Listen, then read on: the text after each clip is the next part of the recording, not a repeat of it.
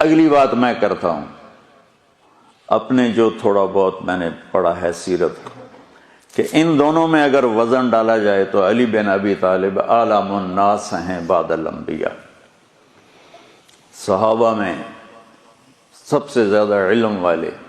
ایک لمبا زمانہ ملا نا، لیکن علم کے میدان میں یتفجر العلم من جوانبہ وتنطق الحکمت من نواحیہ۔ دیکھو آدمی سفر سے بہت کچھ سیکھتا ہے۔ یہ حدیث پڑھی ہوئی تھی علی بن ابی طالب رضی اللہ تعالیٰ عنہ کے اوصاف میں نا، کہ علم ان کے روئیں روئیں سے پھوٹتا تھا، روئیں روئیں سے۔ ہم بھی یہی ترجمہ کر دیتے تھے، اور حکمت نے ان کا احاطہ کیا ہوا تھا۔